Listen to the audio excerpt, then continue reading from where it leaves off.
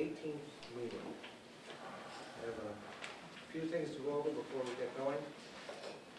First of all, I've been notified by Mr. Randy, the Nantucket member, that he desires to participate remotely in this morning's meeting because of his physical attendance tonight would be His physical attendance today would be unreasonably difficult.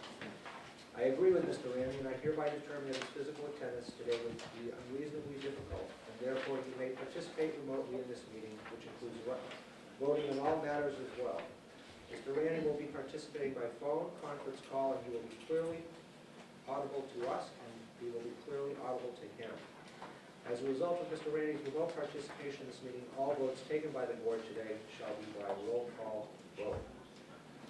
Also, I would like to acknowledge several people in the audience today. We've got Mr. Leon Brathwaite from the County Commissioners. We've got John Cahill from the County Commissioners. Jim Malcolm from Chomark Selectmen. Are there any other public officials here? Okay. I would also like to inform everyone that Chris Smallus from Falmouth Community Television is making a video and audio recording of today's meeting in public session. Sean Driscoll, the authority's communications director, is making an audio recording of today's meeting in public session also. Is there anyone else making an audio recording of today's meeting in public session? If so, please identify yourself. Louisa Louise? Hunter, Virginia Gazette. Karen Gentile, Common Enterprise. Enterprise, Rich? Thank you. Okay. Unfortunately, we need to begin today's board meeting on a somber note. On Sunday, February 15th, word was received of the passing of former New Bedford Mayor Rosemary Tierney. Mayor Tierney is the mother of current New Bedford board member Maura Tierney and the wife of former New Bedford board member, the late Honorable Judge John A. Tierney. Mayor Tierney's decades of public service have left a lasting legacy in New Bedford as well as with her family. Everyone's thoughts and prayers are extended to Maura and her family and friends. I ask you to join me in a moment of silence in Rosemary's memory.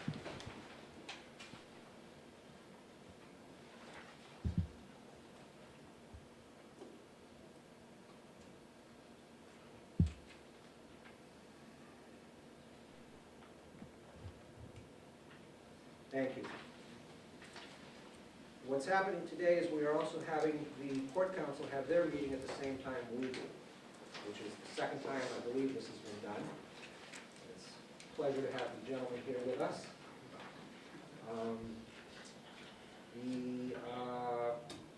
This is a joint meeting, should be handled, and that I will preside over, and I will defer to Ed on, when I bring up an item, it goes to the Port Council first. Ed, you gentlemen discuss the item, vote on the item, and then you report to the board what your feelings are on that item. I encourage open discussion between all of us, actually. All right? Great. Let's see. Is there anything else I need to tell you?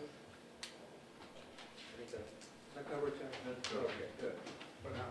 For now. Let's hope it's done. Okay. Ed, take it away. So, do I have a motion for the approval of the So Port moved. Council minutes? Second. All in favor? Aye. We have to do roll call for all of us? Yes. Yes. All right, Ed Antes, Washburn, aye. Balco, aye. Schufelt, aye. Lowell, aye. Haas, aye. Veneer, aye. Okay. The first thing that I have is minutes from our January 8th meeting. Any changes? Excuse me. January 21st. Yep.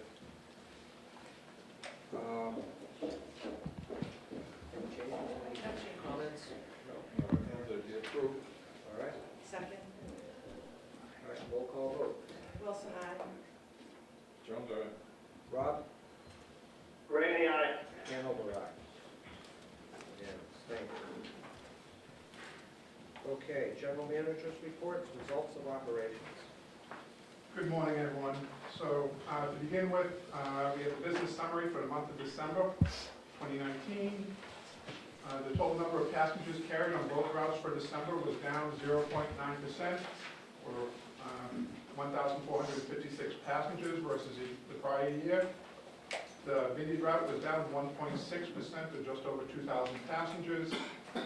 The Nantucket route was up 1.6%, or just over 600 passengers, with the traditional service passenger travel up by 5.6%, and the high-speed passenger travel down by 1.7%. The total number of automobiles carried on both routes for December was up by 0.5%, or 160 cars. The Vineyard route was down by 0.6%, or 175 cars, and that was primarily in the excursions. The Nantucket route, meanwhile, was up 8.5%, or 335 cars, and that was primarily in the standard fares. The total number of trucks carried on both routes for December was down 3.0%, or 432 units. The Vineyard route was down 2.5%, and that was primarily in the greater than 20-foot trucks, although the under 20-foot was down as well. The Nantucket route was down 4.4%, and both the under 20 and the over 20 were down equally. The overall number of cars parked on both routes for December was down 8.7% versus a year ago. The Vineyard route was down 6.6%, while the Nantucket route was down 13.0%. So year-to-date, passengers were down 1.7%, or 50,911 passengers versus 2018. The Vineyard route was down 0.4%, while the Nantucket route was down 6.7%. Our automobiles for the year are down 0.8%, or just over 4,000 automobiles. The Vineyard route was down 0.7%, the Nantucket route was down 1.7%. Trucks are up 2.5%, or 4,771 units. The Vineyard route was up 2.7%, and that was primarily in the less than 20-foot trucks. And the Nantucket route was up 2.1%, and again, that was primarily in the less than 20-foot trucks. Over 95% of the overall increase in the trucks was the under 20-foot truck category for the year. Our cars parked for the year are down 5.1% versus 2018, 9,200 cars. The Vineyard route was down 3.5%, and the Nantucket route was down 10.3%. Moving on to page 3 and 4, the net operating loss for the month of December was $5,645,000, or some $2,444,000 higher than what we'd anticipated in the budget. Our operating revenues and other income was $5,469,000 and was $357,000 lower than our budget. Auto revenue was down $25,000. Freight revenue was down $12,000. Passenger revenue was down $344,000 versus budget. Parking revenue was down $3,000, while our miscellaneous income, which includes license income and interest income, was down $33,000. Our total operating expenses and other expenses were $11,114,000, or $2,086,000 higher than our budget. Our maintenance expense was up $1,206,000. We had dry dock and overhaul repairs for the MV Sanctuary being up $340,000. The MV Martha's Vineyard repair expense was up $124,000. Repairs on the MV Island Home were up $72,000. The MV Eagles repairs were up by $322,000. The MV Woods Hole was up by $85,000. And repairs for the motor vessel Gayhead was up by $35,000. Meanwhile, our repairs to building and structures were down by $43,000 versus budget. Motor vehicles were down by $8,000, but our office and terminal equipment expense, repair expense was up by $86,000. For the month of December, our vessel fuel oil expense was $174,000 below our budget. The actual cost, including our hedge premiums, came in at $2.26 per gallon, while the budget assumption was $2.59 per gallon. Our administration expenses, meanwhile, were up by $825,000, as our pension expenses were up by $352,000. Our health was up by $302,000, disability payments by $18,000, unemployment contributions by $12,000, and training expense by $4,000. So I'll point out that the pension expense and the health expense The pension expense in particular, that it includes an adjustment that we're required to do because of the actual report that was done in terms of our unfunded liability. The health expense was related to our self-funded plan, and the estimate as to incurred but not reported claims. So we booked that entry at the end of each year as well. So it was a little bit higher than what we had anticipated it was going to be. So during December, the vessels made 1,736 trips, and this represents an increase of 16 trips, or 1.0% versus the budget for the month. On the Vineyard route, we had 11 trips canceled for mechanical, 20 for weather, and 7 because of traffic demands, while we had 27 unscheduled trips and 89 available trips added. On the Nantucket route, 2 trips were canceled for mechanical, 64 for weather, and 9 for traffic demands, while 5 unscheduled and 8 available trips were added. Moving on to pages 6 and 7. The net operating income for the year to date, as of the end of December, is $290,000, or some $7,276,000 lower than what we anticipated in the operating budget. Our operating revenues and other income was down by $1,877,000, while our operating expenses and fixed charges were $5,109,000 higher than what we anticipated. Our maintenance expense accounts for $878,000 of that increase, while the vessel fuel expense was $1,310,000 below what we had budgeted. For the year, our fuel costs, including the hedge premiums, came in at $2.22.5 per gallon, while the budget assumption had been $2.55 per gallon. Administration expenses for the year were up by $2,882,000, while legal expense was down by $27,000. Pension expense was up by $312,000, again, mostly because of the year-end entry that we had to make. Our health claims were up by $960,000. Disability contributions were down by $63,000, but unemployment contributions were up by $17,000, and training expense was up by $291,000 versus our budget. So year to date, the vessels made a combined 23,944 trips for the year. On the Vineyard route, we had 41 trips canceled for mechanical for the year, 306 for weather, and 41 for traffic demands.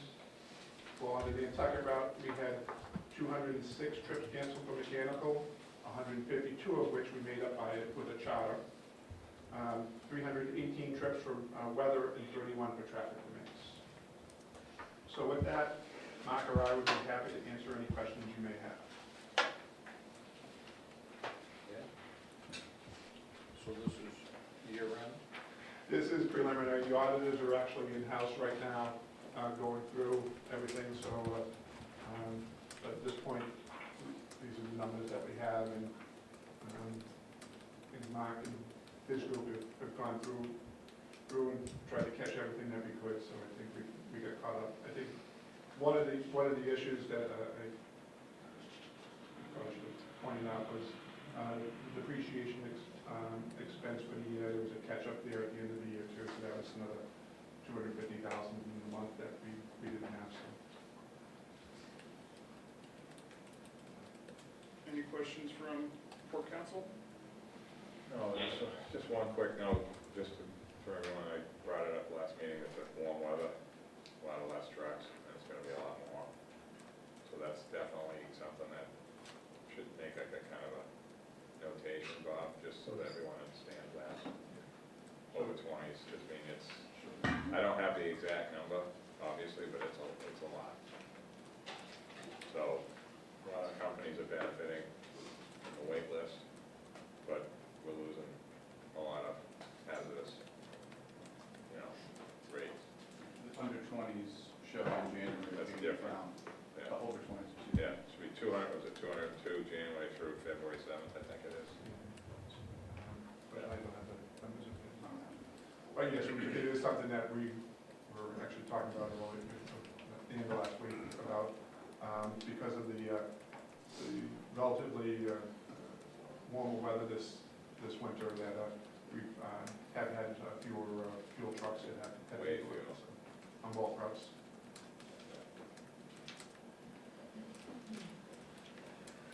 Question, how do you sort of take these numbers and project for next year in terms of what it's gonna look like? And we were short $2 million in revenue, and we had expenses $5 million higher than we budgeted.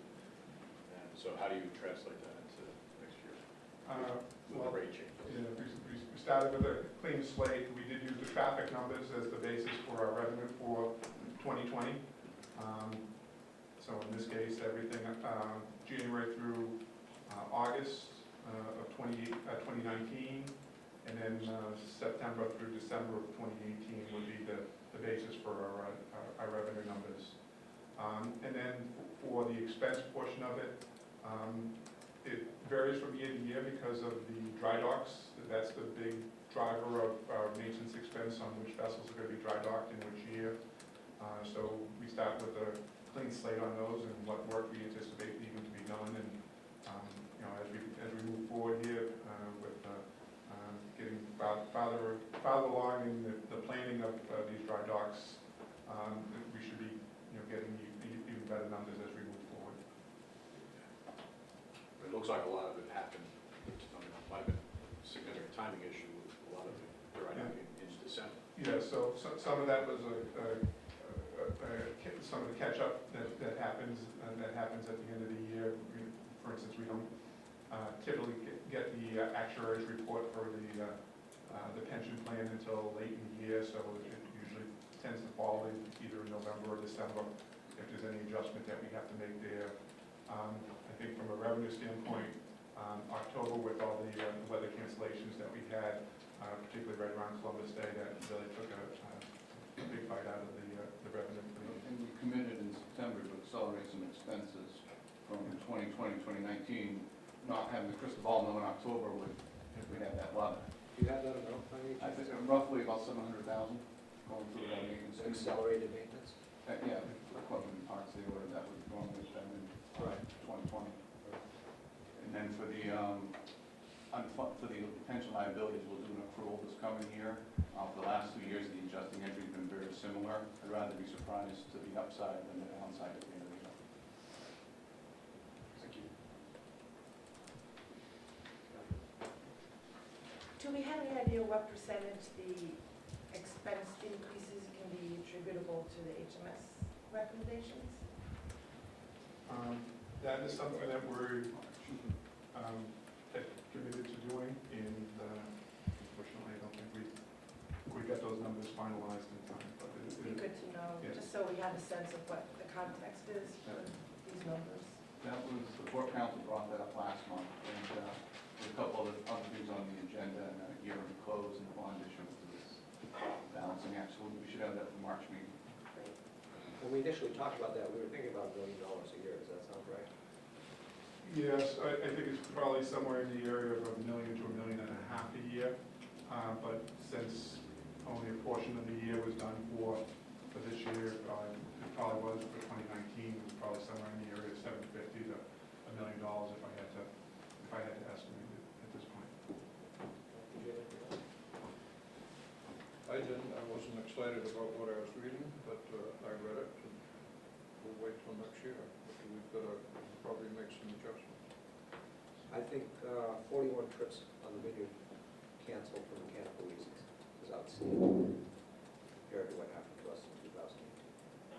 Would be commended. Thank you. We're going to work on getting that number even lower. They're boats. Boats of salt water. They're boats of salt water. Along with moving parts and human beings. Exactly. All right. Okay, updates on current projects, please. Okay, so I don't know whether you got the updated agenda, actually. Historically, during the board and Port Council meetings, the staff provides an update on the current projects. Typically, those consist of solely the capital projects. So one aspect of our operations in which a substantial amount of resources are allocated as our vessel dry docking and repair efforts. So significant vessel repairs are performed each year, and excluding the request to approve the dry docks, the dry dock contracts, little mention is actually made at these meetings, so the staff would like to correct that going forward and provide an update at each meeting.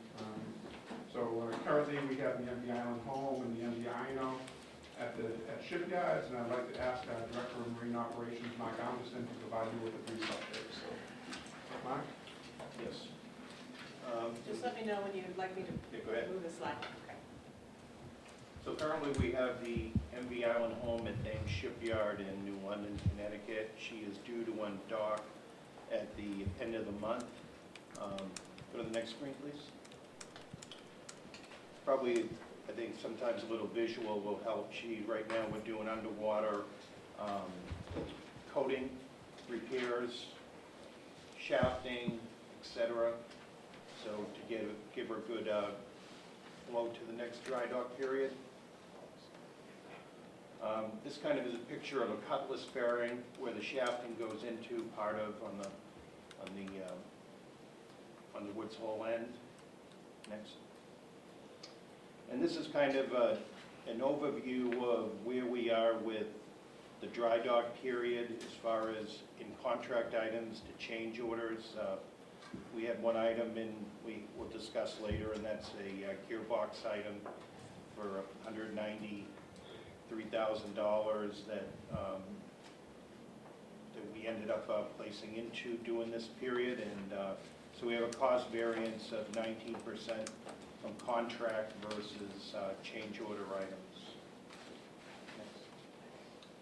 And part of it, this is a picture of the reduction year on the Island Home end.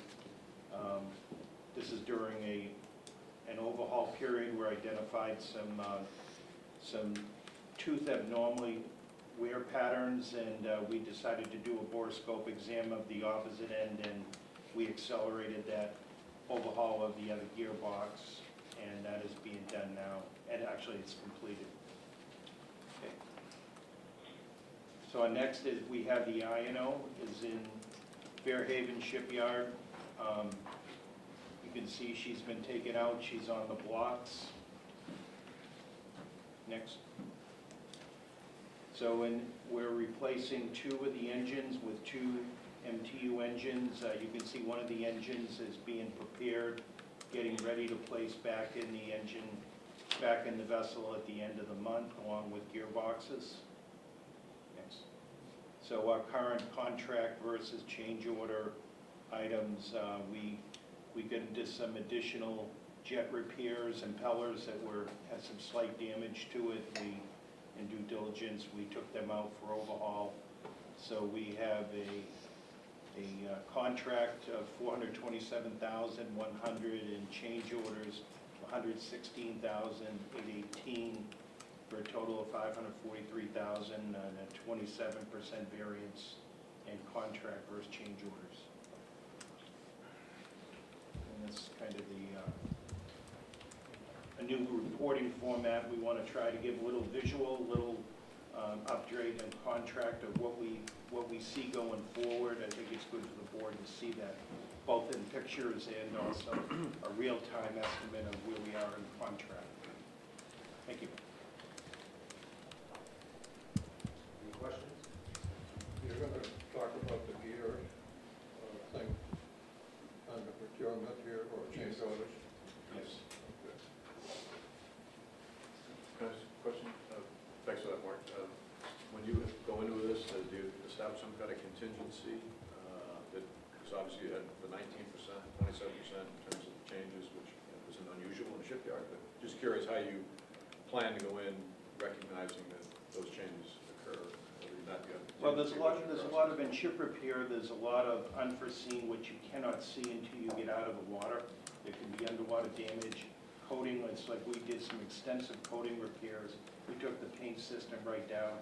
That is to protect, you either do steel renewal. I understand that part. I'm curious about how you go into a project and what kind of contingency you apply when you get a bid from a contractor, a shipyard that says $1 million, and you say, I know I'm going to need $1.2 million because there'll be certain amount of unknowns, how do you We have a gauge that? contingency fee going into, I believe, is it 15% of the, Typically 10%.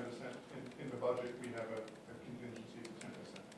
And I would point out, though, that on some of these dry docks, you know, we're budgeting 18, 20 months in advance of when these dry docks happen. So by the time it comes around to be putting those bid packages out, there may have been something that came to light that we hadn't originally anticipated in the budget, but.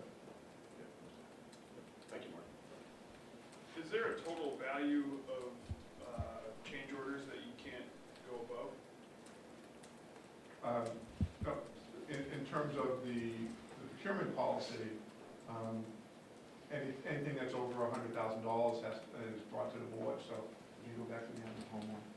Is there a percentage of the value of the contract that you can't go above? No.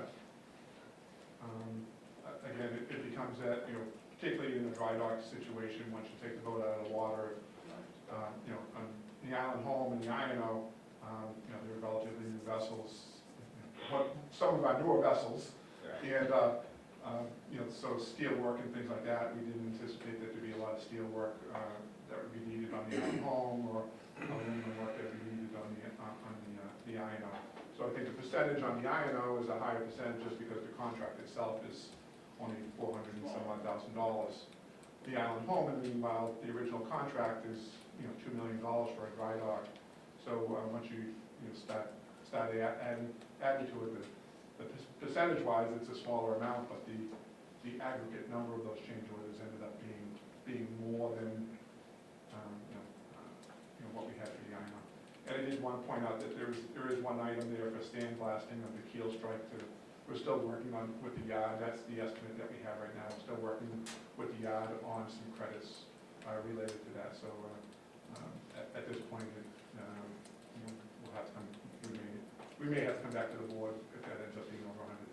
But at this point, we're looking to try to get that underneath 100,000. And do you have any sense how much, you know, so in our world, it's mobilization fees. So how much, you know, if you were to do them through a change order and you had to figure out another time to get a slot in the shipyard, how much more would it, I mean, do you guys have any sense how much more, you know, fixing it while you're in there versus waiting? Well, I think the docking and undocking of the island home was in there as a $50-some-odd thousand line item. So they had to bring the vessel in unexpectedly to address something, whether it's, yeah, I'd like to point out the actual dry dock period has not been affected by the change order. So we have an undocking period coming up, weather dependent at the end of this week. This is right in accordance with our original docking period.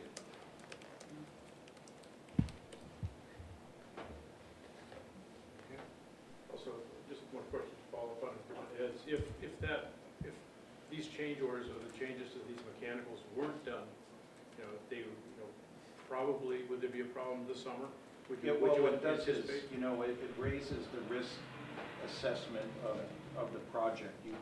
Could you get to the next dry dock? Yes, but if you have a catastrophic failure or reduction here, you take the potential of the vessel being out of service for many, many months.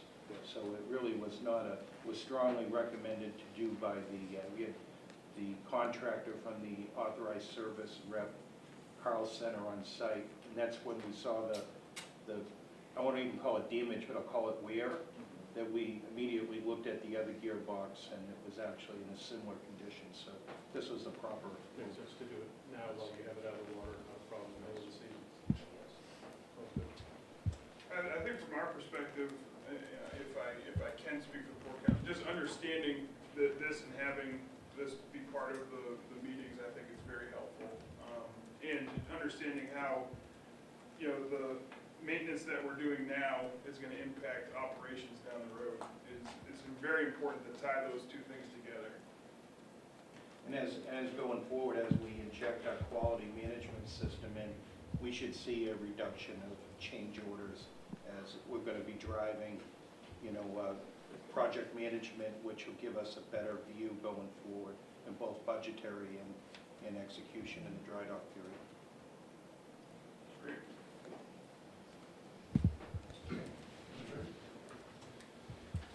All right, so then moving on to the Woods Hole Terminal Reconstruction Project. Just a quick update on that. So during the past month, the marine contractor, Cashman Inc., continued working on the 96-inch monopiles. The final 4 monopiles that were deemed to be driven to the Edmond depth of approximately 100 feet with a diesel hammer after initially being driven with a vibratory hammer. And pleased to report that at the end of January, the driving of those monopiles was completed, so we're done with the monopile driving for this season. Cashman continues to work on the north passenger pier. The carpenters finished the perimeter forms on the passenger pier, and the electricians placed the conduit for the pier power communications in the pier. As the conduit will end up being encased in cast-in-place concrete topping.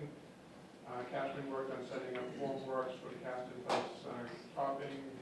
And as a reminder, this pier is located between the slip 2, the middle slip, and the slip 3, the northern slip. So the iron workers were working on the rebar for that poured concrete. The final power cap for the pier was cast in place, and remaining precast power caps have all been set. I think Bill will be presenting a slideshow showing that they've actually, the concrete subcontractor poured a topping deck for the platform. About 120 cubic yards of concrete was for the slab for that. So Cashman finished driving the sheet pile bulkhead across the old middle slip. And Cashman then installed the sheet pile bulkhead closure sheets at the southern end of old slip 1, which is now slip 2, and then began to fill in the back building with crushed stone. The landslide crew was busy setting the Deadman's sheet pile wall and the whaler beam to the back of the bulkhead. And as a reminder, the Deadman wall is connected to the whaler with tie rods, so they were putting in fastening the tie rod as well. They also set up the false work to drive the 30-inch diameter pipe piles for the floating passenger platform. They also set up, they were driving the 18-inch piles for the transfer bridge foundation. So, thus we sent out community emails, and I think with that, turn it over to Bill so he can show you some of the progress that we made. Good morning. So the good news on the project is we're almost done with the foundation work. The only piles left to drive would be the transfer bridge pile, 18-inch transfer bridge piles. This picture shows you the section of new bulkhead that was installed this season. And in front of that, you can see the monopiles which were completed at the end of January. There's still there's some monopile work left, and they have to cut them to height and weld the standoffs for the fenders on them, and fill the top part with top portion. I think it's 4 feet with concrete, but that's a lot easier work than driving piles. Next. Just another view of the sheet pile bulkhead. And actually, you can see here on the bottom left-hand corner, a turn-off to contain the bulkhead for this season. Next. The whaler is installed on that bulkhead in this picture. That's about it. Next. This is the passenger platform. These are the forms for the berm, and you can see some of the steel work going into the topping concrete pad. Next. That's another view. Next. This was last week. They were pouring the topping pad, concrete pad, and we had 126 yards of concrete going out over the water with a pumping pumper, concrete pumper in the front there. Next. This is a picture of the dead man being installed for the bulkhead. They drive it with a sheet pile, vibration hammer. Next. These are some of the piles, the 30-inch and 18-inch piles coming in early last week and late the week before that. All the 30-inch piles now have been driven. They were driven on Friday. Next. This is just a different view of the dead man in relation to the sheet pile bulkhead, about 40 feet back. Next. This is a view we're showing every fifth pile, sheet pile or so, they drive a long one down to 45 feet. It's a 45-foot length sheet pile. Next.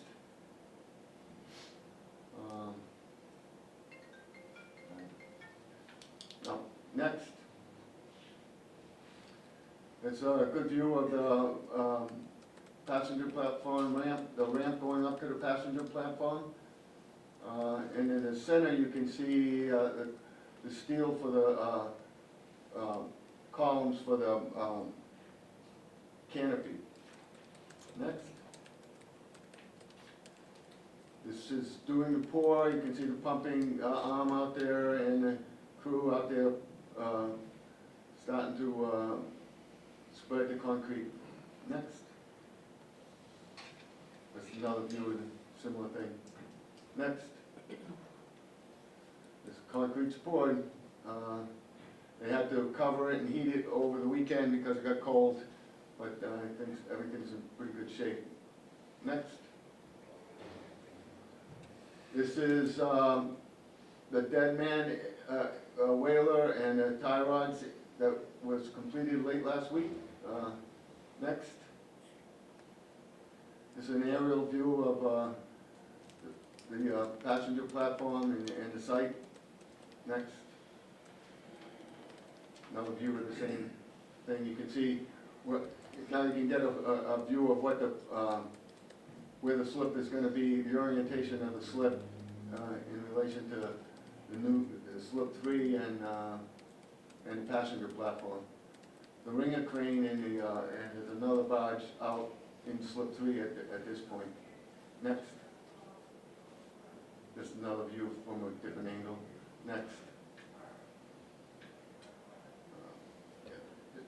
This just shows that section of bulkhead that was installed this season. Next. It's a waterside view, same thing. Next. That's it with the concrete completely poured. That's the passenger platform. On top of this concrete will be some a colored paver system. It's a hexagonal paver that's going to be fixed to the concrete.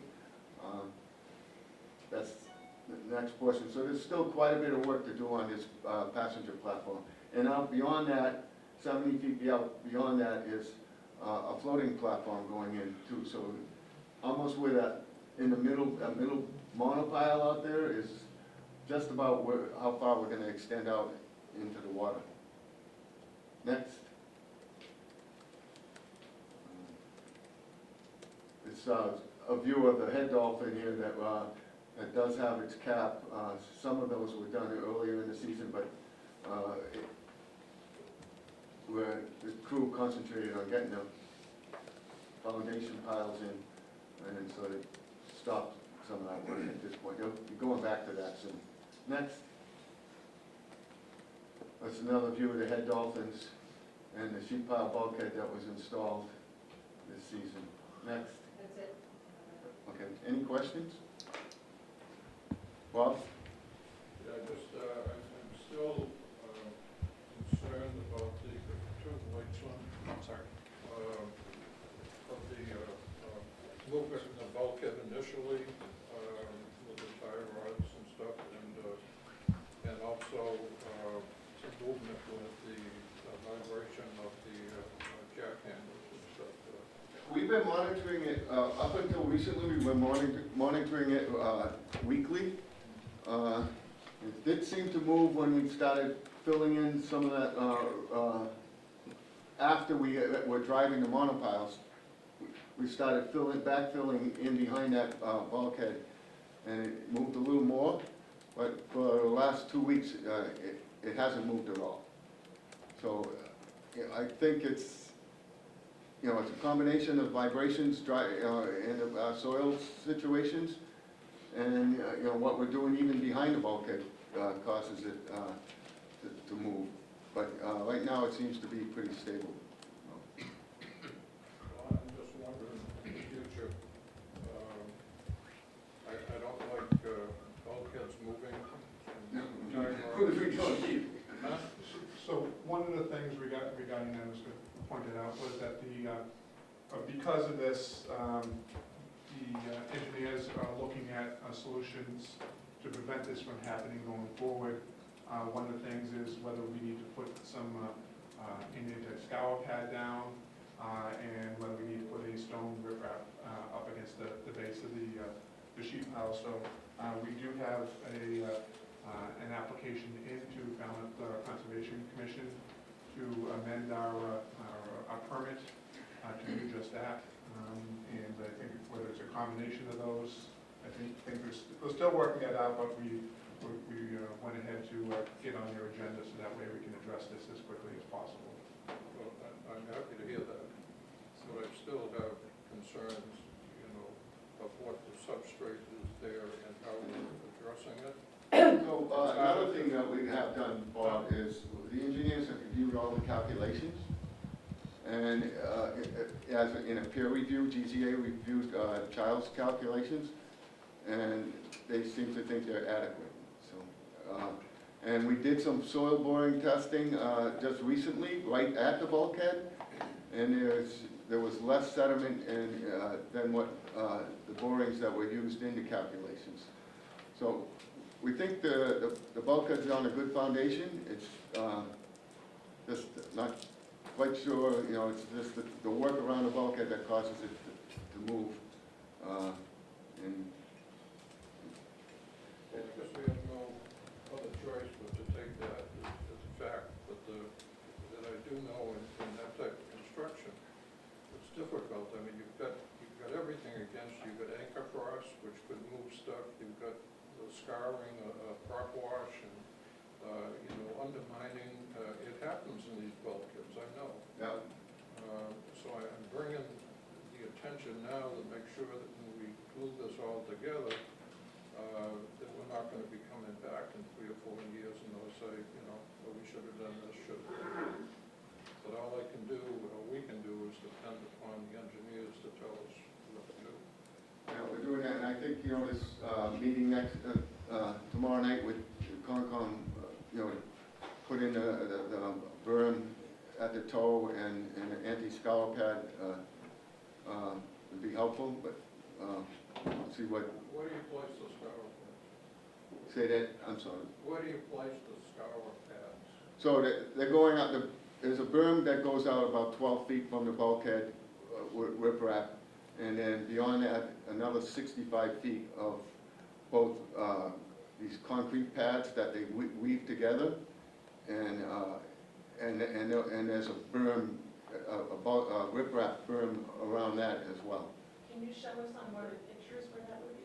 I don't have it, well, yeah, go back, I can, Yeah. We know which one, okay? why don't we take this one? This is probably as good as any. What'd you say? How deep? Yeah. How deep How is deep is the water? Well, the problem that we're having is, the problem we're having, Rob, is that some of the slips have been scoured out as deep as -26, and we permitted the site for -17. So we know we're getting some scouring. We believe it's the island home and its prop. The engineers are actually studying that boat now. But it seems to, wherever it goes, it seems to make a big hole with its props. but I can show you where the berm would go all across the front, come out 12 feet before the head dolphins. And then we would go with the anti-scour pad about 65 feet from the head dolphins out to about mid-portion of the passenger platform. How does that get fixed? Is it just so heavy that it doesn't move, or is It's, it? there is an anchor system, and like I said, there's berms around all the edges of it, so it should be pretty solid. What's the material? It's concrete pads. Well, our engineer's here. I'm gonna defer to Dino to explain that in more detail. Well, there are two, there's Please stand up. Dino Piscoletti with GZA.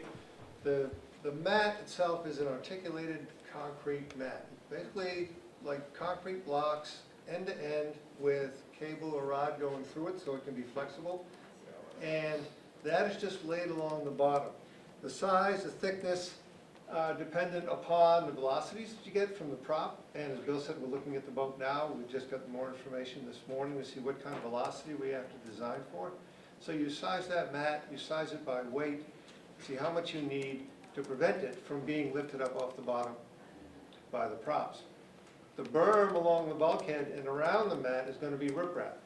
And again, you size the stone based on the velocity that you get from the prop, from the RPMs, to see just how big that has to be so that it won't be moved by the currents created from the propellers.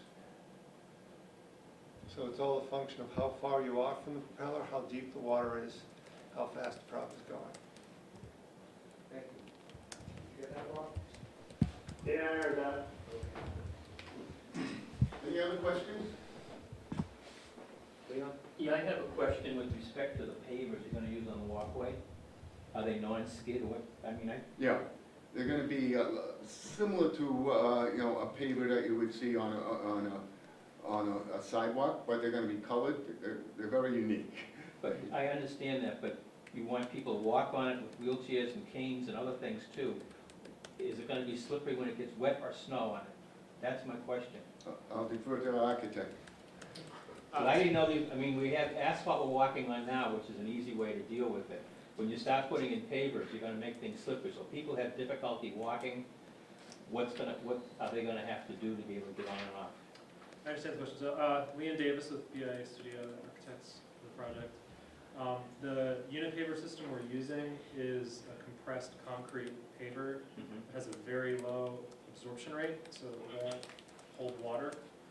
And it's a high friction surface that this paver product with this finish on top of it is used on waterfronts all over the country.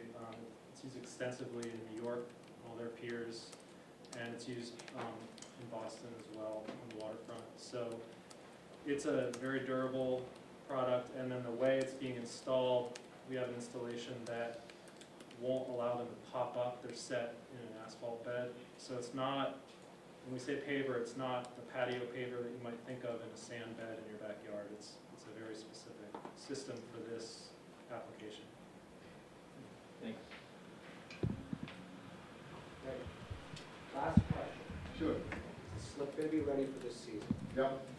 Well, as far as the foundation, you gotta be positive. I'm not sure that. It's a tough project, but, I'm confident we're about a month ahead, at least in the foundation work, than we were last year. So, if I can get out of this foundation work, things can move much faster. Thank you. Did Cashman ever claim any damages for the touching the barge or the boat last one? We referred that to our insurance agency, our insurance So he company. did claim damages? I'm not sure where that stands on my own. Right now, we're looking at the second incident with the gay head. The first incident was the Martha's Vineyard. There was no reported damage on that incident, but with the incident on the gay head, that's the incident that we're focused on. So he is claiming damages? Correct. Can you tell how much or any details? I don't actually have the appraisals yet. And that, again, the matter's being handled by the insurance company. So it's just a matter of looking at that and paying our deductible surveyor look at it, along with Cashman's Green surveyor. And so the last bit of information I had is they were gonna get together and come up with what the value was. I haven't heard much since then, so. And is Cashman putting any fenders up to minimize any possible damage again, or any steps? I would defer to Bill on that Well, one. one of the things I'll point out, and I want to mention, was about 3 weeks ago, Cashman came to us and indicated that they first needed to demobilize the impact hammer, and they also need to be able to access slip 3 in order to be driving the piles around the floating platform. So we've worked with them in the past, so we did modify our operating schedule in which we berthed the freight boat on the island. It was supposed to be berthing in Woods Hole, so we made a modification to our operating schedule so that way it left the island instead of starting in Woods Hole. And that allowed them, as you saw in a couple of the slides, that the barge was actually in that slip. So they got them farther out of the way. We had discussions about a temporary fender pile being driven. I'm not sure whether that actually ended up being done because they ended up moving and being out of the way. So they will have to be coming in, however, into the middle slip to be attaching the fenders, and they'll have to have a small barge or something between this row of monopiles and the southern slip there where the container is. So while they attach them, they have to be working from the back of it in order to attach the chains and everything. So we'll look at that, and we may end up modifying the schedule then to just be using slip 3 when they're in the southern slip. It's all a tight squeeze, so, It's a tight you know, whatever steps we can take to minimize damage and claims and insurance, blah, blah, that would make sense. We had actually broached the schedule change with them initially, thinking that, you know, if we're able to keep it out of the way, or they're able to get work done quicker, and it ends up, we modified the freight boat schedule by a couple of minutes, 5 to 10 minutes on their sailing times, so that way we were able to operate everything out of just the one slip during that time period. So. Thanks.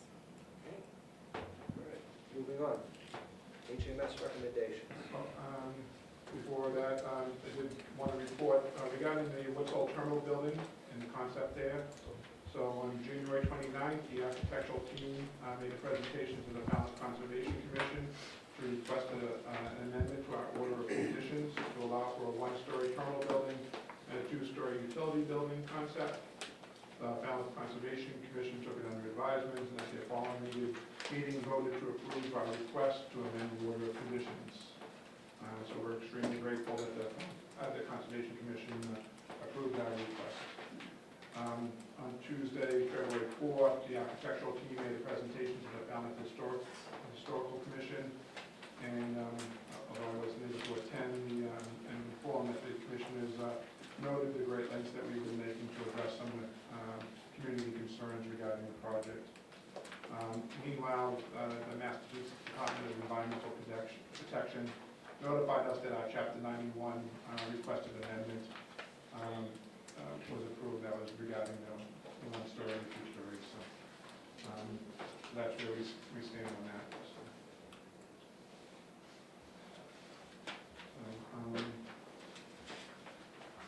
Report on the Woods Hole Terminal Reconstruction Project timeline. So at last month's meeting, I was providing an update on the Woods Hole Terminal Reconstruction project to the members, and then later in the meeting, we had change order number 53 to contract number B9-2012, Woods Hole Terminal Design Services with BIA Studios being presented. That change order was seeking an additional $885,681 related to schematic design services for the recently approved 1-story terminal and a 2-story utility building, the existing temporary terminal building, and the previously submitted 2-story terminal designs that did not obtain approvals. During the discussions, some of the members expressed some concerns about the change order number 53 and requested that an independent review of the reasonableness of VRS Studios fees, and to a projected total cost for BIA Studios to complete the project. Some members also expressed concern about the cost submitted by marine contractor J. Cassidy. In consideration of change orders number 53 was postponed pending results of an independent review of the reasonableness of it. So following that meeting, I instructed the staff to produce a complete and updated accounting of BIA Studios contract as well as Cashman's contract, including all change orders. In addition, I also instructed the staff to investigate potential vendors to complete an independent review of BIA Studios fees. To date, we've contacted the State Design Selection Board. They declined to provide any referrals to review the reasonableness of this. They thought it would be a conflict for them to do so because they were the ones who selected BIA Studios. I will point out by a 9-to-1 vote that they selected them. So efforts to secure a qualified reviewer continue. But meanwhile, I requested that former General Counsel Stephen Sayers review the accounting of the fees in conjunction with the language in the contract to determine whether the fees are aligned with the applicable contractual terms and conditions. So, we've also completed a full and complete accounting of BIA Studios and J. Cashman's, including the change orders, and we have a brief PowerPoint to illustrate where the project is at. So,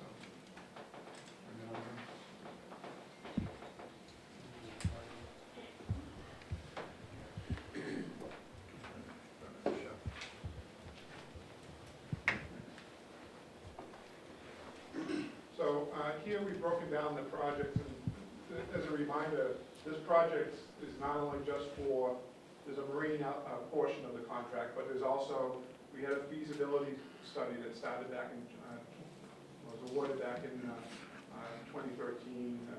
We sought proposals in 2012, and it was awarded in 2013. We had a feasibility study as to what could be done, for the project. We also had the issue of the administration offices needing to be moved because of the siting of the slips and the temporary terminal building in order to be able to provide service and some shelter for our customers. The water side is the Cashman contract, and then we still have the permanent terminal building, the utility building to come on this. So next. Actually, Oops, sorry, go back. yeah, go back. I should point out too that some of these change orders, some of these are for additional services. The scope of the project has changed over the time. There's regulatory requirements in terms of order conditions requiring us to be monitoring certain things. So those are all things that we've lumped into the change order totals. There's a place to put them. Next. So just as a little background here, so the feasibility contract was contract 09-2012. It was Victorian iWorks at the time. They've since changed the name to BIA Studios. The board approved the award of that back in April of 2013. It covered public meetings, presentations, conceptual sites. The original contract for that was $300,000. The Woods Hole Terminal Design contract ended up being contract 09B-2012. Again, BAA Studios pointed out the Design Selection Board had selected them. The board approved that in April of 2015, and that included all the elements of that include the permitting, the schematic design, construction documents, construction administration, amongst other items. The original contract for that was $5,041,000. As part of this, we had the administration building that had to be done. That was contract 16-2016, G&I Construction. That was approved in October of 2016. It covered the construction of this building. That contract was $12,687,000. We moved into that building about 2 years ago to the day. Next. So then we had the temporary terminal building. That was contract 23-2016. That was awarded to Triumph Modular. The board approved that in November of 2016. The temporary building in Woods Hole. That opened up in December of 2017. and the contract for that was $2,591,000. Then in December of 2017, the board awarded a waterside contract, contract 17-2017 to J. Cashman, Inc. It covered the phases 2 through 4 of the waterside work, the demolition and construction of the ferry slips. That contract was for $43 million, $43,143,000. Hey guys, I gotta step away for a minute. Okay. I'll let you know when I'm back. Okay. Other contracts approved. Call back.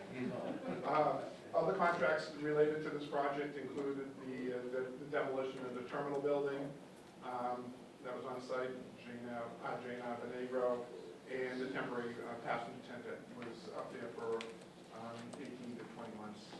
Next. Hey, Bob, can I just ask a question? How do those numbers in those last couple charts relate back to the first chart you showed? So those are the original awards. So those are the ones, all these items were ones that were brought to the board for approval. So those were the original amounts of those contracts, and I think later on, as we go through here, we'll show you that what's been added to Okay, this. just pick an example. It says the administration building is 12,687, and you go back to the first sheet, it shows it 14,824. What's the difference? So that only pertains to the construction contract with GNR. So as part of that, there's also design and engineering that was part of this project, was part of the project for this.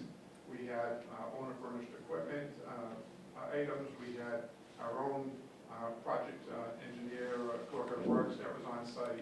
Okay, So I understand that. So then, is budget the right heading for that column, or is it really the contract awards then changes against those contract awards? The reason I ask that is, Yeah, so three of the four are happening, and you've awarded contracts. The fourth one is the permanent terminal building, which you haven't. So there's it seems like there's a little bit of a mixing and matching. Yeah, so What's budget? there's other elements that went into that budget number, as I said, so that's why in this one we used those other numbers. It wasn't just the construction contracts. The same with the water side, there's elements of that we have in terms of. Okay, I understand that for the first four. I don't understand it for the permanent terminal building and storage building. That isn't a contract that's going to work. That hasn't been awarded, that's the estimate that we had. So that is in fact the budget, whereas the other That's four. the estimate that we've been using. The other four, excuse me, that I made this chart, but the administration building budget includes the construction contract plus the other budgeted costs beyond the construction contract. So the budgeted amounts.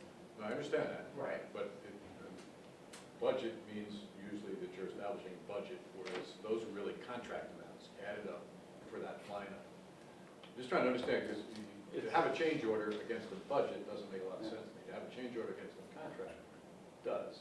And yet, the fifth line item is really about a budget. You have a budget for terminal building, whereas the other four, I think, are the contracted amounts that add up to each of those line items. Is that? Plus our own costs that aren't would be contracted. Yeah. Well, this is gonna be figured out later on in the. Some of this will illustrate some of it, and also in the package is a breakout of these. Okay, I'm just trying to get the nomenclature. Thank you.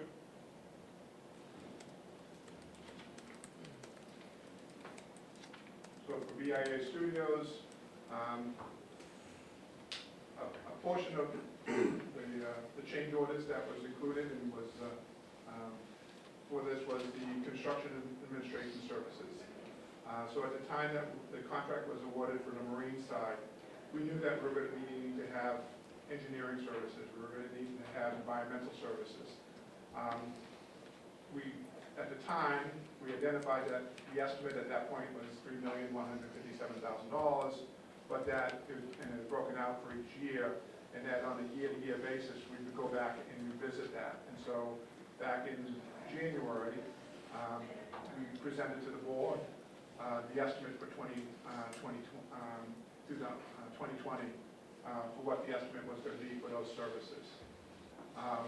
The terminal building design, the The budget for that in BIA Studio was for $2,135,000. To date, we've had $652,000 in change orders related to that terminal. So I guess we're up to just under $2.8 million for the terminal design, terminal building design. Some of the other things that we had were that's included in the BIA Studios, things that we knew about going into the project was monitoring services for, and we have to, it's an order condition, we have to eelgrass surveys, we need to be doing vibration monitoring, things like that. So that was something we had identified at the beginning of this project, but it wasn't specifically added to the budget total for the project. Then we had the administration and building design, so there was a line item there for $819,000. We had about $443,000 in change orders for that. So it ended up being 1.2 million, 1,263,000 on that. We had for the water side design, $1,357,000. At this point, we've had just over $1 million in change orders related to design, the changes in design. I think we showed some of those later on. And then permitting work, we had $240,000 as the budgeted estimate for permitting work, but that became more extensive than what was originally anticipated. So we had another $500,000 in change orders for permitting and loans. And then with the J. Cashman contracts, just point out that their bid came in at $43,143,000. The average of the 7 bids that were received, including Cashman's, the average of those ended up being $53,600,000. And if you excluded Cashman from that, the average of the other 6 ends up being about $55 million as an average. So, and as pointed out in the previous meetings, some of these things, when we're preparing the documents for the bid, not knowing what some of the elements are going to be, for instance, underneath the pier where the old administration building was, we put in language that anything beyond 10 feet under the surface, there'll be a change order. Because otherwise, we would have gotten even higher bids because they would have had to inflate, all the pile driving and everything to anticipate, some sort of obstructions. Next. Bob, do you recall what the second lowest bid was? The second lowest bid, I think, was about $2 million. It was like 46. It was just under 46 million. 47. Somewhere there. So, in terms of the Cashman, there's been 10 change orders that we brought back to the board for approval. Everything from adding length to the pipe piles, additional disposal costs. We had obstructions. You recall for $168,000, we had the monopile that when they were reviving it, looked like someone had taken a can opener to it and showed that. We had the issues with the dead ends wall moving on that.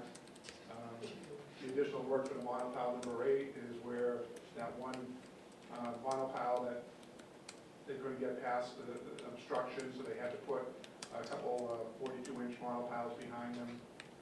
So that's that. We have material being moved. And we also had costs to be able to move the passenger ramps to make sure we were providing ADA access to the southern slip. So those total just over $2.1 million. Next. So as part of the procurement policy, we have had other change orders that first are approved by the project manager, then by the treasurer, and then by the general manager. In some cases, I recall treasurer and general manager. So there are 54 change orders that each of them by themselves are under $100,000. Those total about almost $2.2 million as well. So to date, we have about $4,344,000 in change orders from Cashman. So the major reasons for it was obstructions that we've encountered, some of the delays in the work, and then they had to accelerate in order to get that work to make sure that we had slip ready for the summer season. We had the changes to add a passenger platform and convert the oil storage shed into a passenger shelter, as well as to add a bus shelter over there for the project. Some of the site, materials that we were digging up, some of it ended up being not suitable to be reused, so we had to dispose of that. And then we had the failure in the bulkhead and so forth. So what's to come? We know that we have the issue, as we pointed out earlier, that we're going to have to look at the scour pad design and construction in order to prevent any issues with the bulkhead. We still have the bulkhead, the remediation to the north of slip 3 up by where the Cahoon Park will be. That still has to be addressed. We have construction administration services for 2021 and beyond. We also have the terminal building and utility building design and construction costs that we have going forward. Some of the other potentials, those are the ones that we know about. Some of the other potentials are going to be, what obstructions do we encounter when we start working on slip 1, the southernmost slip. We have the southern pier construction to be done in the next phase as well. So what obstructions, if any, that they may encounter there. All that work will start in next fall. So. And with that, any questions? Lights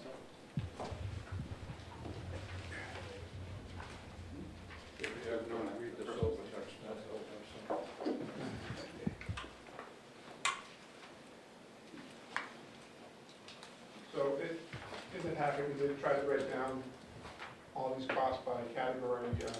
Some of these, we're doing our best to do this, and perhaps as Steve gets a little farther into this, we may find that we'll end up recategorizing some of these, but I think that kind of sums up in general where we're at. We also included all the, a list of all the change orders for both Cashman and BIA Studios independent. Okay. This is, if there's no questions, this was being presented for information. At this point, we're still looking to determine whether we can source the independent review of the fees. As I said, Steve Sayers will be looking at them in terms of the contractual language that we have. So at some point, we're going to be coming back with the estimated cost if the board chooses to want to pursue it, depending on what comes out of the review that we're doing and Steve will be doing.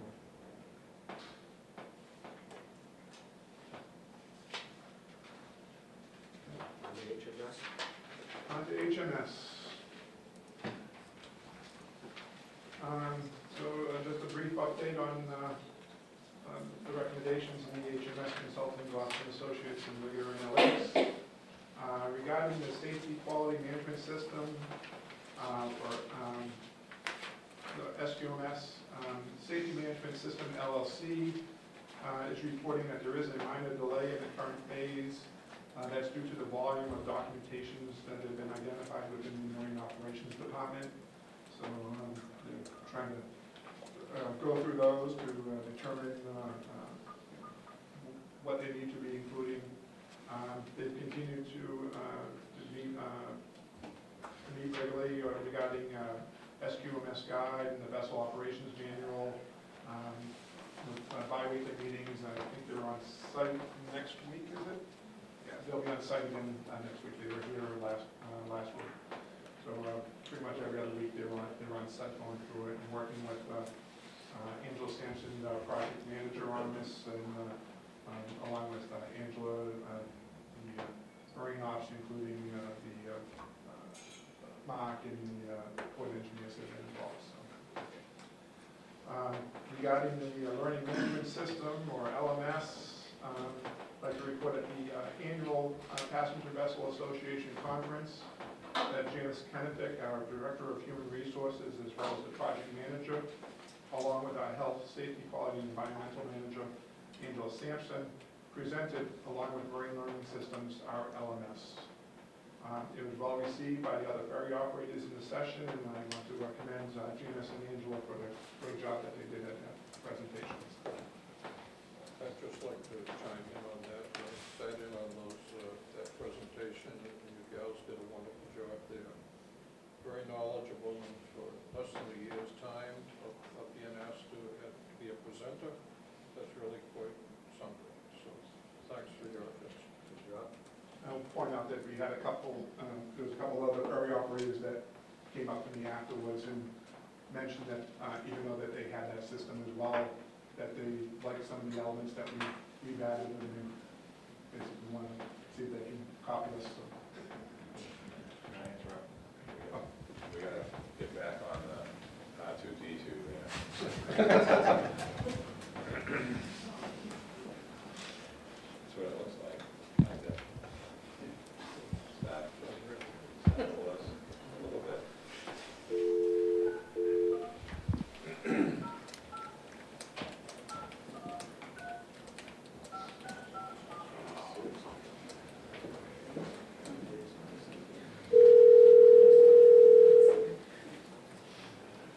Sorry about that.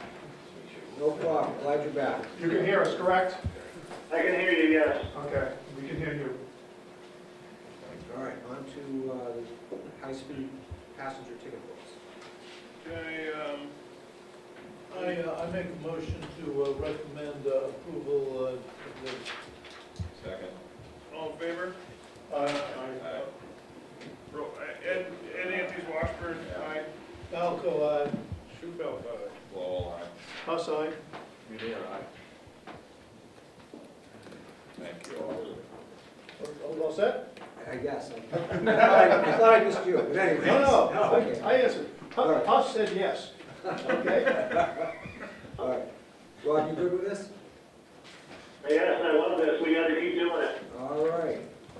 We'll take a motion. I'll make a motion. All right. Second? I'll second it. Yeah, okay. All right. All those in favor? Wilson, aye. Roll call. Yep. Jones, aye. Rob? Randy, aye. And Hanover, aye. So moved. Okay. Oh boy, this will be a hard one. Systems issued, report on system issues during the January 21st general opening for Marcus Review. Okay, so back on Tuesday, January 21st, when we were doing the general opening for the Martha's Vineyard schedule, starting at 5 o'clock, after the opening, the staff, the IT staff, noticed that the expected volume wasn't coming in through to the reservation system. So shortly after 6 o'clock, we ended up turning off the reservation system's ability to book vineyard trips after May 14th. And then we activated our emergency website and posted a travel advisory on the website that the reservation for the summer season was going to be delayed until 9 a.m. So that way we can have the programmers and the staff look to see what was happening with the system. You may recall at the beginning of last month's meeting, I advised the members and the attendees about the issues that were happening and what was going on, and that we had further delayed the opening from the 9 a.m. opening to noon in order to allow sufficient time for it to be investigated. The system ended up coming back online intermittently, initially right after 12. It wasn't until about 2:30, I think is the timeline here, that the system ended up operating as we expected. But at that board meeting, the members requested a full accounting of what had occurred. So you'll find in your packet here a breakdown as to what happened, what measures we took on the timeline for this. We also have included in that our the company that designed our website, IMAC, also prepared a recap of what they saw from their end of it, so we've included that in your packet. When it comes down to it, even though we had been doing, we followed the same procedures that we had followed in 2019, when we didn't have an issue when we opened up the Martha's Vineyard reservations for the summertime. There was some differences between the two, so we have some recommendations that we're really looking to follow. First of which is that the mobile service for the system were not load tested when we were when we were pre-testing the systems. So in the future, not only will the mobile service be tested, but we're going to be looking at each element across the board, not only the website, the mobile site, but also our reservation system, and the credit card system, et cetera. We'll have IMAC's technical team involved in that load testing, as well as other vendors, the person who manages our credit card processing, the vendor for the reservation system, also people from networking firms. We'll also look to see what other tools we can get in terms of testing to be able to provide more data for us to be able to analyze to see where the bottlenecks are in the system, so that way we can correct those. And we also, as part of this, is we wanted to oversee a study of the website upgrade or redesign, which will incorporate the conclusions of the report in preparation for a solicitation for proposals and award of a contract for a mobile app and or a redesign of the website later in the year. We also will be looking to utilize a virtual waiting room to improve the customer experience and also to manage the activity going into onto the service for the system. So at this point, this is for information purposes. If we have anything, we do have a press release that we'll be issuing later on today, kind of highlighting what we found in this review over the past couple of weeks, and what IMAC has found as well, and kind of establish the path going forward as to how we can ensure that this doesn't happen again. Obviously, this is something that none of us wanted to do, and we understand that the hardships that it creates, the heartache that it creates for our customers when this happens. So we'll look to be looking to improve that going forward. It's embarrassing. And it's happened the last 2 out of 3 years. And now 75% of our customers book online. How do the reservations look for next summer? Well, the reservations actually are up compared to a year ago at the same time. Well, it's no consolation to the people who tried to do it for a number of hours that day. By the end of the day, we have had processed more transactions, reservations than we did the previous year for a higher dollar amount. But again, instead of that happening at 5 o'clock in the morning, it didn't happen until 2:30, 3 o'clock in the afternoon. So it's as you said, it is very embarrassing for us to get in this position for the second time in 3 years. Just a curiosity question. Once the phone lines are opened up or the airways are opened up and things like that, how many hits per minute, per second, or something does this system handle? Well, there's different elements of it. So for instance, there's a number of different servers for the system. Some of them are actually, if you're trying to access it from a mobile device, which would include a tablet, for instance, it actually accesses a different set of servers than if you were to be accessing it from a desktop. Don't think I'm going too far wrong here. We'll nudge you if you are. So So it depends upon what that activity is, and while our mobile site actually doesn't do reservations, it allows them to get to the main site to be able to do reservations, but it's going through the mobile service. So all of a sudden you start seeing, what was happening in this case was, what we identified as the main culprit was that the volume coming through the mobile service was a lot higher. And similar to the problem that we had 2 years prior, where we were using inefficient coding in terms of whether it was a persistent connection or a non-persistent connection. It allowed, it just started to grow exponentially in terms of the people. So if someone was there and they were accessing the operating schedule, for instance, that wasn't just saying that was one person, it was saying however many trips were showing up for the selection process and things like that. So the change ultimately that,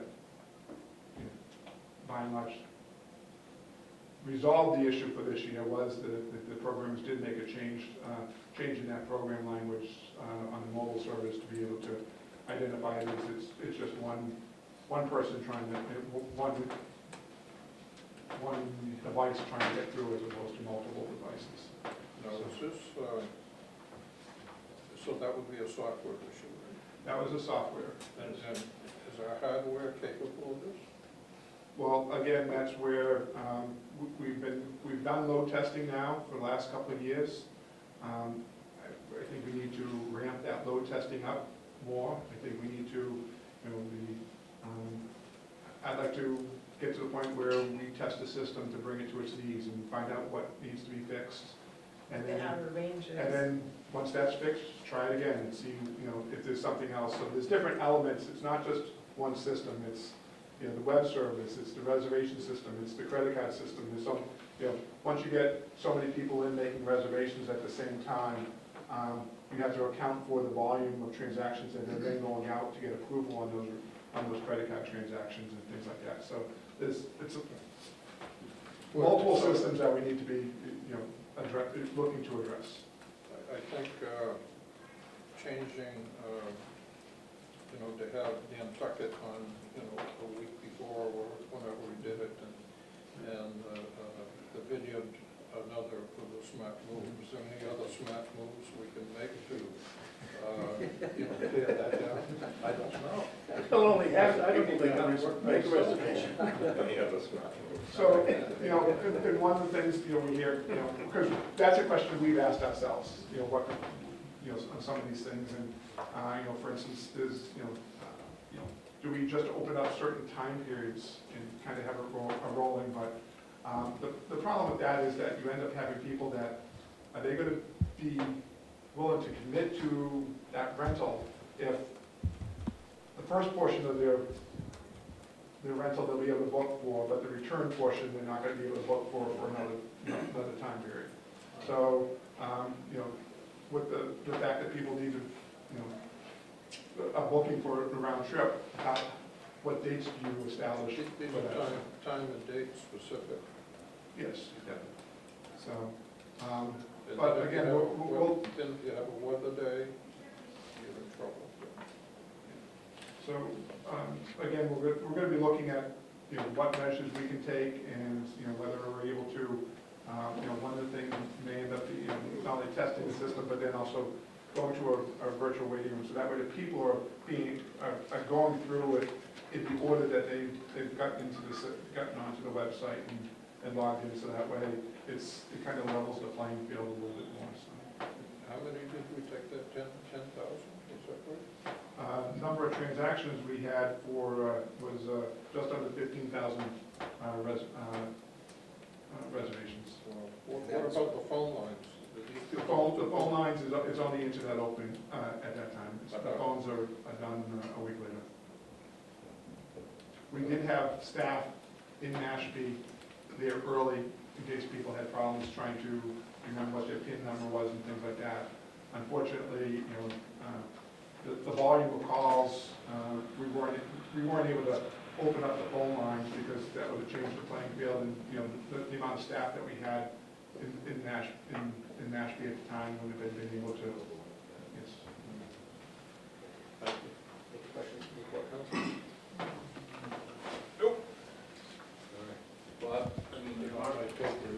The only thing I wanted to say about this is that it happened, but did you change the time to 12 o'clock at any time, or just it remained at 9 o'clock?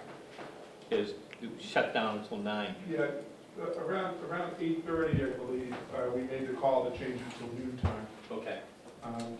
Part of it was that we were hopeful that it would get resolved before then, but in order to give, not to have that anxiety with our customers, establish a time that at the time we thought would be sufficient to resolve the issues. Thank you. Thank you, Bob. Mr. Rosen, you're up. Good morning. Wanted to report back on the results on the sale of bonds that the board authorized last month. To authorize up to $25.660 million in bonds. A notice of sale was put out on Wednesday, February 12th. We received 12 bids. The bonds were awarded to J.P. Morgan in New York, based on their offer to purchase all the bonds at the lowest true interest cost of 1.253189%. The principal amount of the bonds will mature between 2021 and 2031 with a coupon rate of 4% and 5%. Since the successful bidder had over $6 million in bond premium, the amount of the bond issuance resized from the initial offering of just under $25 million to $20,630,000. That's excellent. So on the, to put in perspective, on the 5.6 million bonds that we retired or refunded, we saved about over $800,000 on that. Thank you. By resizing it, we saved $5 million against our bond investment. Good job, thank you. All right. Application fees? Yes. Last year, in 2019, we remitted to the state $1,067,979 worth of embarkation fees. The breakdown per port community, which is included in the report, $126,000 went to the town of Barnstable, $411,000 went to the town of Falmouth, $124,000 went to Nantucket, $145,000 went to Oak Bluffs, $262,000 to Tisbury.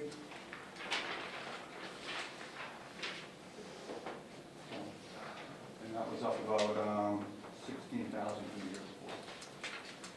Excellent. Always glad to have the money, but we gotta give 25% to Yarmouth, because part of the channel of Broadway goes to the Yarmouth, and they don't even pay to dredge it. As a resident of Yarmouth, I'd like to suggest that perhaps you send this to the selectmen and the treasurers of all the towns involved, and maybe a graph or two or something like that, but just so Absolutely. they've got the numbers and they've got the past numbers, and they can compare themselves with their enemies and everything. With your permission, I'll send it to the town and CC the appropriate representatives. I agree. That is taken care of annually by the representative.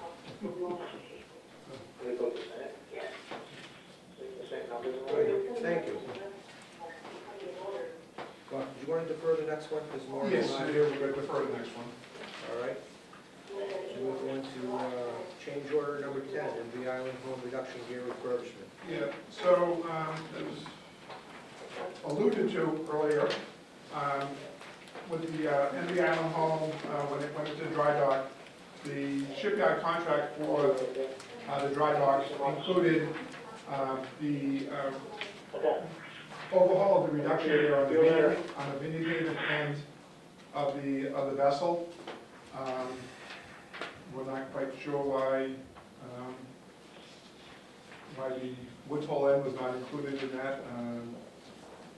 This was a contract that was paid earlier. But once they saw the condition of the reduction gear in the vineyard haven ends, we had a borescope investigation as to the wear on the Woods Hole end, and found that one to actually be in worse shape than the vineyard haven end.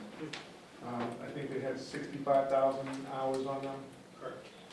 So the normal overhaul period is around 60,000, so they have gone a little past their overhaul period. So as part of that cost, since the vessel was already out of the water, in order to perform that work, we got a change order form from Cal Center of New Orleans, who was actually on site performing the work on the other one. And that cost for that overhaul, including parts and labor, ended up being $199,430.64. You also point out that we have change order number 10, which is related to this. This was the shipyard's work in order to physically remove the reduction gear and also to reinstall it. But that was being done by the shipyard. So the $199,000 one was being performed by Cal Center. So once those items were identified, since they exceeded the $100,000 that I'm allowed to approve, there is a provision in the procurement policy that in the event that the timeliness in order to allow for the members to consider these change orders, that it would affect the progress of the vessel, and not only would it affect the progress of the island home being taken out of dry dock and returned, it also then have a domino effect with the Nantucket, which is going there. It's actually on its way there now. So under made a certification under Chapter 1, Part F, Section 2C of the procurement policy, which I've attached to this. So it's recommended that the members vote to authorize the general manager to execute change order number 009 in the amount of $199,430.64, and also change order number 010 in the amount of $30,831.68 for contract number 05-2019, dry dock and overhaul services for the MB Island home with Shipyard and Repair Company in New London, Connecticut. You still want to vote even though you've already spent the money? Yeah. It's required. Okay. Move to recommend approval before council. Second. Roll call, Ed Andrews, Washburn, aye. Falco, aye. Shufeldt, aye. Lowell, aye. Us, aye. Munir? I move that we authorize the manager to execute this. I'll second it. Second. Sorry, Rob. Okay, vote. Wilson, aye. Jones, aye. Rob? Randy, aye. And Hanover, aye. Thank you. Okay.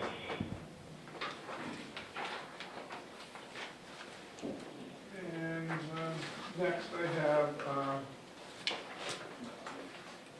a request to authorize the general manager to award contract number 07-2020, complete A5 overhaul of two ZF 4650D R 2.03 transmissions for the MV INO. The lowest eligible and responsible bidder, which would be ZF Marine Propulsion Systems of Miramar, Florida, for a contract price of $103,342.20. We intended to overhaul the transmissions for the INO while it was in dry dock this year, including the parts, material, and labor. We initially had gone through a quotation process, but it ended up being too high, so we put it out to bid. We did have one company that took out the drawings and specifications, and one responsive bid for the project. The operating budget for this was $90,000, so we're looking for the board to authorize the general manager to award contract 07-2020, complete A5 overhaul of two ZF 4650D R 2.03 transmissions for the MV Island. INO is the lowest eligible and responsible bidder, ZF Marine Propulsion Systems, Miramar LLC of Miramar, Florida, for a total contract price of $103,342.20. Move to recommend approval before council. Second. Roll call, Ed Andrews, Washburn, aye. Falco, aye. Shufeldt, aye. Lowell, aye. Us, aye. Munir, aye. Thank you. Okay. I would move that we approve the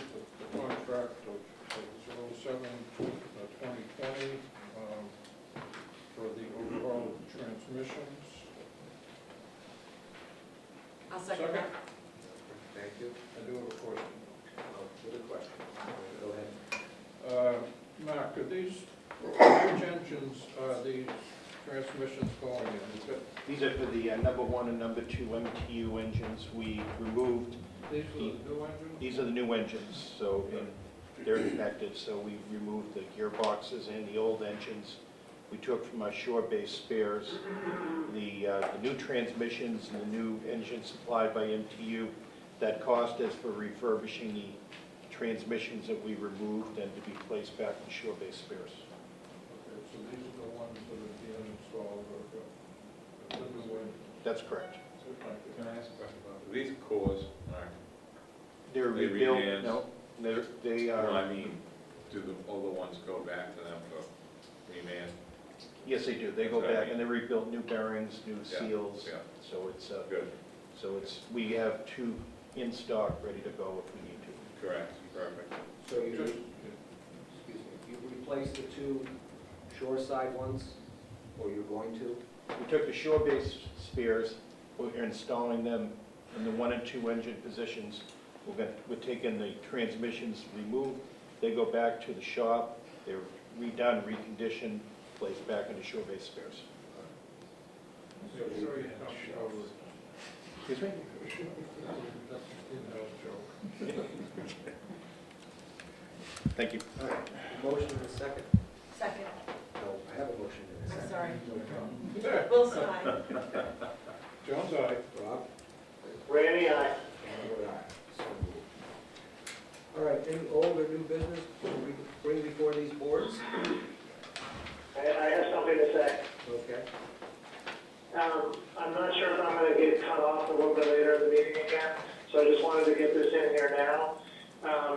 I want to thank Mr. Hanover for his service, and I just want to say that I thoroughly enjoyed working with him. And even though we're not allowed to speak to each other outside the meetings, I consider him a friend, and whoever is appointed to fill his spot has huge shoes to fill. So thank you so much, Mark. I really enjoyed working with you. Thank you, Rob. I feel the same way. Thank you. Any items not reasonably anticipated by the chair? Yes. Further, congratulations.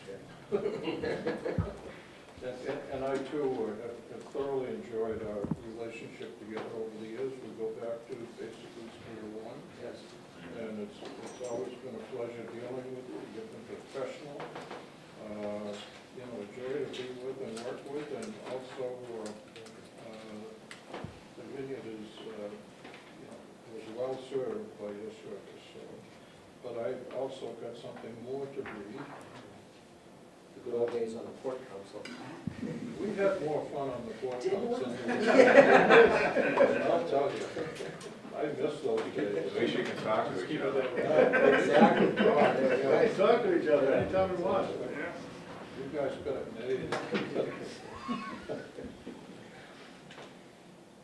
As this is expected to be the last meeting for Chairman Mark Hanover, we wanted to thank him for his dedicated service over the past 18 years. For those who do not know, Mark was the first appointed to the Port Council back in 2002 as Oak Bluff's representative to that board. Then, at the end of 2004, he was appointed to Dukes County representative to the Steamship Body Board. Since much has taken place over the years that Mark has served, we just wanted to provide a brief snapshot of some of those activities. Starting in 2002, Oak Bluff Terminal Reconstruction Project Plan, purchase of 3 compressed natural gas-powered shuttle buses. In 2003, established park and ride between the town of Tisbury, Vineyard Transit Authority, and the Steamship Authority. In 2004, the New England Fast Ferry provided year-round passenger service between New Bedford and Martha's Vineyard, later to be renamed the C Street. In 2005, widened the freight decks on the MV Gatehead and the MV Container. In 2006, the free Wi-Fi was installed at the terminals and on the ferries. Also received $750,000 grant for the construction of the Fairhaven Maintenance Facility. And also an MV Sanctity was lengthened and widened. Install lobster steam whistle on the Eagle. You got a note of that, Rob? Yeah, I don't think that's correct. I think my father did that. Yes, he did. Yes, he did. You're right. But I just wanted to know what your legacy was. No, I'm sure Mark helped out, but I don't give him full credit. No, that was your dad's idea and a wonderful one. I love hearing those both. I know he gave you some whistles of your own, though. Yes. In 2007, the MV Island Home and the MV Iona were placed into service. MV Islander was retired and sold, and in 2008 received a grant from the U.S. Department of Transportation Ferry Boat Discretionary Funding Program for the reconstruction of the Oak Bluffs terminal. Also entered into a royalty sharing agreement with LA Design Group so Washington State Ferries could use the MV Island Home design. That was a big one. That was huge. Completed the MV Nantucket midlife refurbishment. Implemented new gift card program. In 2009, we implemented a biofuel price hedging. Implemented a vessel fuel price hedging program. In 2010, the Oak Bluff reconstruction project was completed. In 2010 also was created new high-speed berth and new pickup and drop-off area at the Hyannis terminal. In 2011, property swap with Falmouth Youth Hockey League and the construction of the store pump-out equipment and facilities on the vessels and terminals.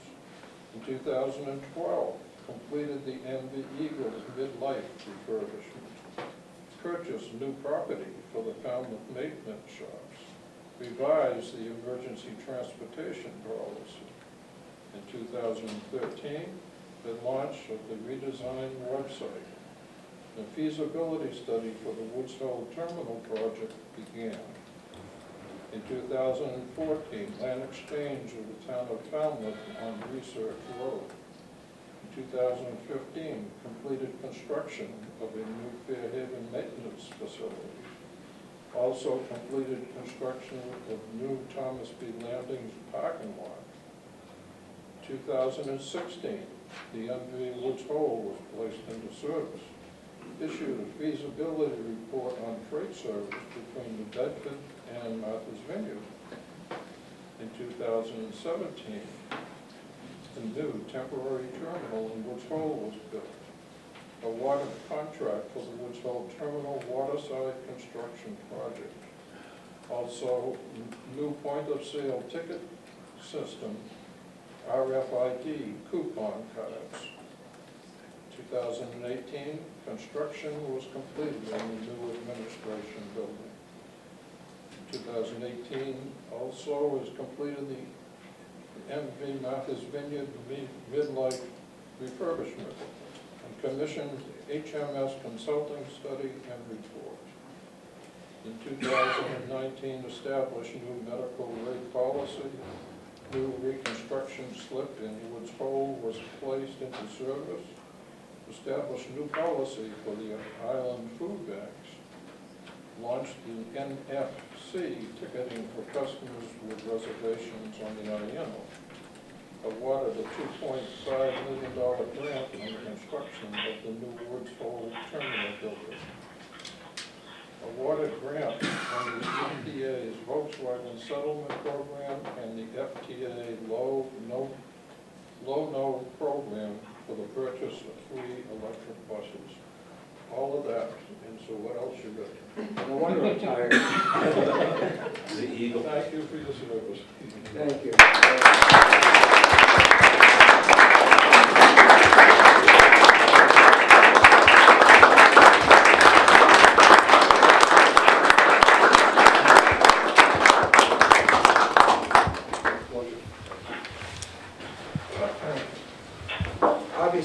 not do all that by myself.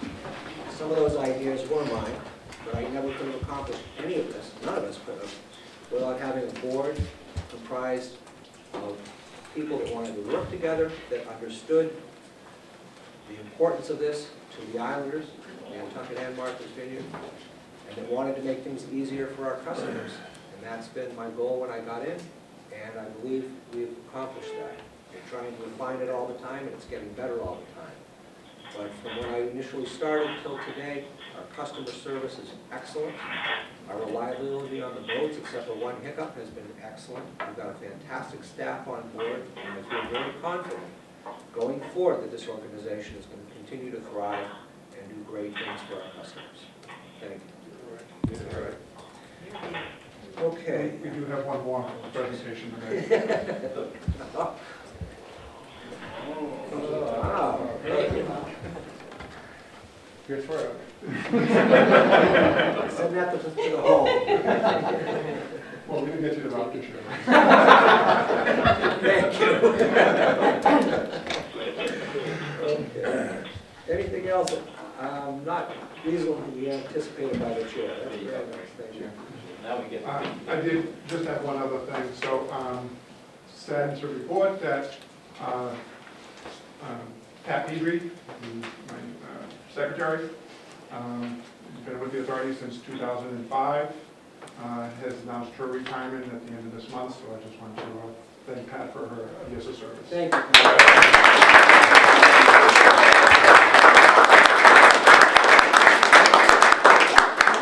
Stop the rumors now, just because Pat and I came on at the same time, and we are leaving at the same time. I want nothing read into that, please. See you later. Thank you. Okay, public comment, please. Yes, Mark, can I ask Yes, a question or two? Louisa Hofstadter, Vineyard Gazette. Do we have an estimated completion date for the terminal reconstruction? A year? A year. For the water side? For the whole thing? Everything done. Everything done. What do you think? 2022. It's 3 or 4 years. We're doing the phasing, so it's. Yeah. Thank you for looking that up. If we could have stopped all service and Yeah. done it all at once, it would have been done in So- less than a year. So an estimate that we have right now, once we're done with the terminal buildings and utility buildings, is it's looking like it's, best case scenario here is looking at May of 2025. Okay. And one real quick other question. There's and thank you, a perception among some Martha's Vineyard riders that the going down to a single slip may have caused a few delays and cancellations beyond the ferry, the freight ferry rescheduling. Is that accurate, or is that just a perception? Has operating with one slip caused delays in the service of the ferries? One Woods Hole slip, while they were doing the barges? It did delay the freight boat schedule. And there may have been times during that time period in which, because the freight boat was getting in and because of loading considerations, that they may not have cleared the slip in time for the next arrival in Woods Hole. So there may have been some instances of that happening. I think it happened to my editor. Thank you. And that's why the question. I don't know how many of you people remember when the big dig there in Boston, and there was a sign outside of that. I think it might have been Governor Will, not sure. But it stated, you know, if Rome could really be built in a day, that we would have hired their contractors. Thank you. Please don't compare us to the big boat. I was wondering if you could speak to the, whoever the new hire might be for a terminal agent in Vineyard Haven, what that process was and whether that was an advertised position or an in-house advertised position. Advertised and 2 rounds of interviews. Do we know who that's going to be? Yes. Yeah, we'll be coming out with a press release later this week with that. I guess it's nothing to, you know, Lee Corman, who's the terminal agent, is going to be promoted to that position. He's accepted the position. He was previous, or was he previous general agent or assistant general agent? He's a terminal agent, so he's going to be promoted to terminal manager. Okay. Thank you. Anyone else? Yes. Hi, my name's Lynn Shad, and I'm a member of the Falmouth Climate Action Network. And I wanted to ask if there's been any conversations or initiatives on the part of the Steamship Authority to look into the possibility of ferries becoming electric ferries. Gentleman to talk to is right to your left. This gentleman right here? Okay. We can talk after. We have discussed this, we're watching what's going on in Europe, and it's on the horizon. I'll add one thing to that, and Mark can certainly add more. For 2 years now, down at the Passenger Vessel Association, the Ferry Boat Association, electric boats have been on the agenda on both of those meetings. There's really only one in service, there's one being built and being thought about, but they're not there yet. I can tell you it will be several years before they perfect the technology, the batteries. The batteries, it takes special maintenance, special care, and you've got to have, you know, facilities to charge the batteries. And if you're going to be green, those facilities should also be in charging the batteries, should be come from renewable energy like wind, solar, to be completely, you know, carbon-free, etc. So it's on the horizon. It's a process. It's on the horizon, but they're going to be expensive, and it's going to take a while to get there. And maybe if more do it, it'll become less expensive because it'll be more mainstream. Right. The Coast Guard hasn't even dealt with how, you know, how these boats are going to be built or how the safety features on them. As Mark can tell you, Washington State ferry system is going to change 3 of their Mark S class boats, which are their largest boats, to electric within the next 5 years, Mark? Correct. Yeah. So we're going to be watching them. Their routes are much shorter than ours, but we'll be watching them to see how they do it. They have unlimited funds. They're state funded. We are not in that position. They have a budget of $14 billion. Billion, is that big? Billion.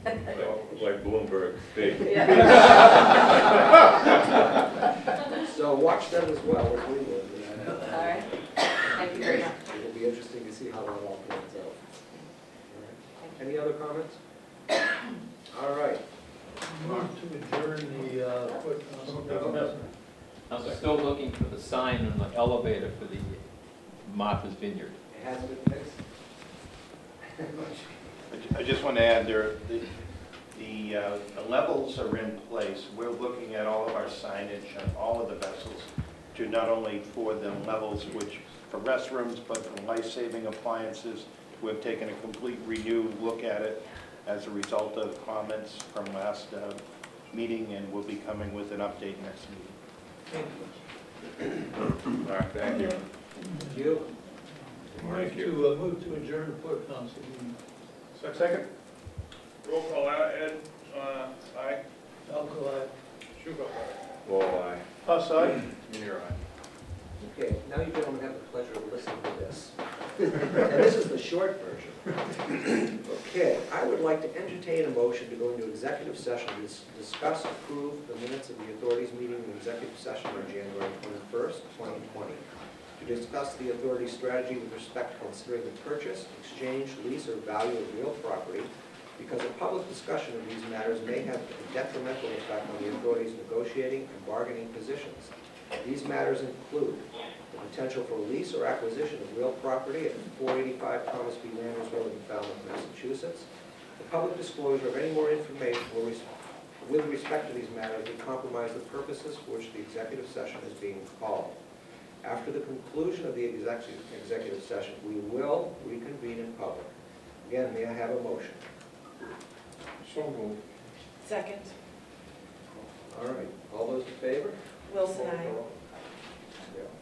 Jones, aye.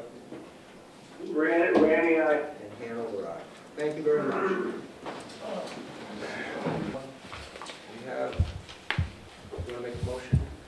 And you did the recording, that's okay. Yep. Yeah, you should do the recording now. Just when you thought, wow. Just when I thought I was out. But you're not getting the chair that easily. That's right, you have to earn this chair. I have.